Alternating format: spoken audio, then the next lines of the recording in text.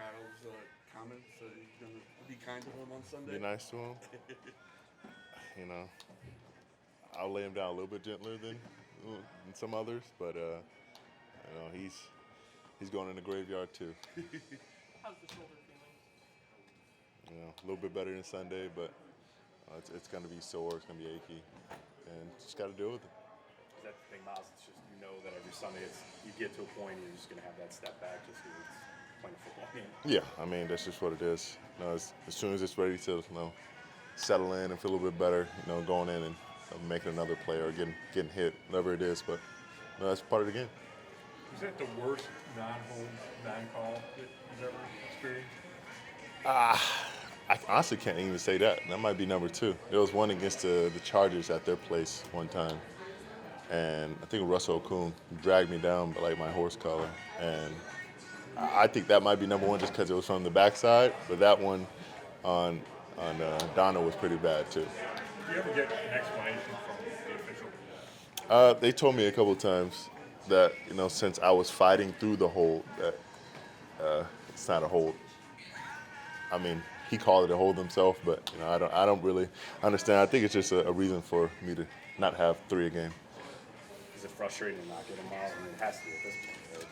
Yeah, I mean, it almost feels sometimes like we're being targeted to not be called for these holds, or for them not to be called withholding, and I don't understand the reasoning or the logic behind it, because there are obvious holds, not just on me, but on us as a D line. I think we have the fewest of the league, and they're out there, they're apparent, and yet we don't get credit for them. I think last year you said you felt like you were getting the Shaq treatment sometimes. Do you still feel like that? That's what my dad called it.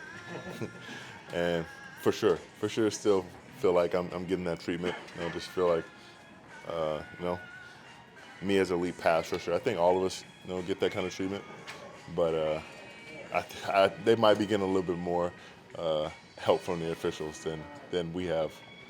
There were some stats, Myles, that came out today that you not only you have the highest pass rush win rate in the league, but you're also the most double team edge rusher in the league. Does it feel like you have a lot more double teams coming your way this year? Absolutely. I remember last year and last 2 years I've been double teamed a lot, but I feel like it's been that Jets game, the Steelers game, where they just walk the tight ends whoever side I went to, whether I switched or not. It was funny to see. It kind of made me feel good as far as the respect that they're paying me, but damn, I want to make some plays too. It's a graph, and you are literally up in your own spot in the top right, where you want to be, like the best of the most double team and the best pass rush. You're beyond everybody. Does that mean something to you? I mean, that's how I feel. I mean, that's how I felt like I prepared and how I've trained, and I have a lot of people to thank for where I'm at. I couldn't get here without my teammates or my coaches putting me in this position, and hopefully we can lower that double team rate somehow. But as far as that pass rush grade, that's all thanks to the guys who I've been surrounded by. What has this week been like with Deshaun coming back and everything around that? It's been a lot more of y'all around, at least a little bit more often. But other than that, I mean, it's been a regular week, and just seeing 4 back there doing his thing, it's just happy to see it. I mean, the build up to this moment now with him taking over this offense, I guess, is there like a new anticipation in the locker room for you guys? I wouldn't say that. I guess there is some excitement to see what he can do, just because it's been a couple of years since we've seen him on the football field, and last time we saw him, he was electric. We've all been a part of it or seen it in some way, shape, or form. But I mean, the man's very talented, and there is a little bit of excitement building. Can you imagine not playing for 2 years and then trying to kind of catch up 11 games into the season? How challenging that would be? Don't tempt me. I'll go play NBA ball for a little bit and come back like Mike. 82 games a year?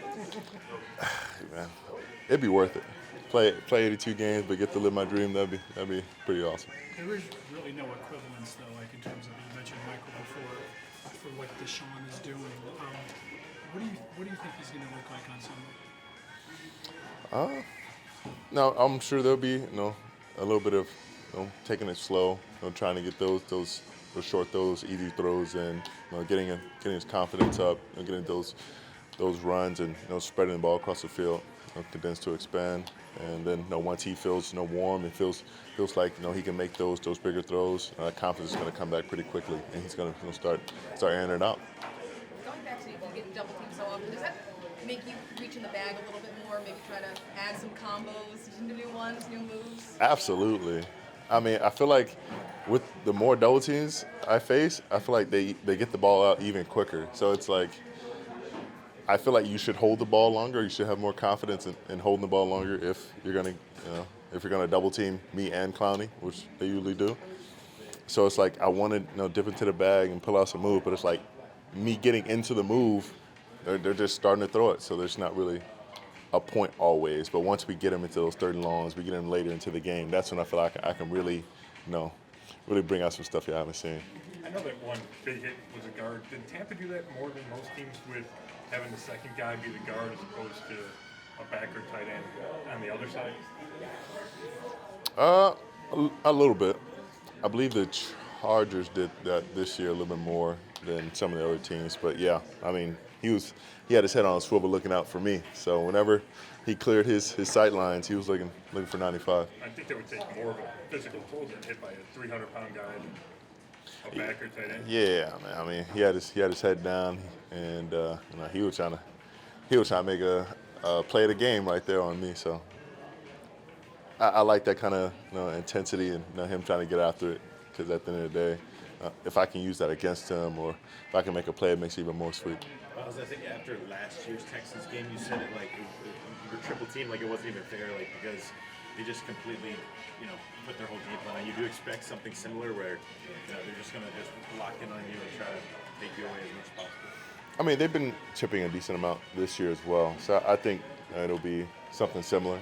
And I mean, they have a pretty good offensive line as is. I mean, Laremy Tunsil, top 5 guy. He's very solid in what he does, very technically sound. So now I'm sure they'll give me a chance to go one-on-one, and just maybe we'll switch it up and see what we can do. Try to get some different looks and try to force some of those 5-0 looks. You've seen a lot of different quarterbacks on that practice field. Where is Deshaun ranked thus far? On the practice field? Yeah. I'm not sure because I can't touch him. I mean, on the practice field doesn't mean much to me. And when I see it on game day, that's when something really applies. You can miss all the throws you want. You can run for 40 yards and nobody can touch you. But when the lights are on and it really counts for something, that's when you really make a name of my book. But does he look different than the guys you've seen on the practice field for the last? Since he's been here, I forget the number of years. I'm gonna try not to remember the number of years it's been too. I feel like I'm 22, but I mean, it's just the confidence in him and the confidence that he exudes, the leadership that he exudes, that he can make any throw on the field and then go out there and do it. And that's coming back after 2 years. So I think it's a little bit different. But Jacoby has surprised me really a lot with how he's coming here and really embraced the team and led the guys and pulled them along on the offensive side. They've really thrived and really grown up, and I think they're going to take another stride with Deshaun. Did you see stuff in your run defense last week that you think you can carry over and build on in the last 6 games? I think so. I know they're going to try to establish the run. The Texans are, and really they're looking at us being a 4-man front and trying to get some double teams on us. And we know that we're going to have to come screaming downhill and make those plays that they're looking for, especially in the bubble. And I have confidence those guys, especially after seeing them this week in practice, locked in and filling those gaps, and getting those double teams off of us. So I'm excited to see it. Maybe we'll mix in some different fronts and some different looks, but it's going to be a good learning experience. And what makes Tunsil a top 5 guy? I mean, he's athletic, definitely as far as tackles go, and he's very good technically. Really what he does is he doesn't get turned. He doesn't get off balance a lot of the time. He at least stays square, doesn't turn to the sideline. Keeps his feet always underneath him, so he doesn't take a lot of bad losses through like bull rushing and stuff like that. I mean, he still has some losses, but it takes a lot of strength to finish. It takes some guys who get on different levels and angles that he's not accustomed to seeing. And I mean, he's just really good at doing the simple stuff, the fundamentals, right, and not getting out of position. How's the my cause, my cleats? What did you choose for that? Boys and Girls Club. Why, basically? Why? I mean, I've been working with them all year, and just trying to create that relationship. And I think that's a positive way to give back not only to the city, but the kids who are going to be this next generation, and keep on feeding that creativity and imagination, that thirst for knowledge and education. Myles, when you're on the sideline, I don't know how much of the offense you watch on the scoreboard or anything, but do you think you might be doing a little bit more with Deshaun on the field at quarterback? I mean, I won't be doing any more. I watch like every snap. As far as paying attention to the scoreboard, as long as Kiffin talking to me or Woodson talking to me, then I'm watching what they're doing and making sure that if the time comes where I need to run on the field, I'm ready, or I need to jump out my seat because something amazing happened, I'm ready.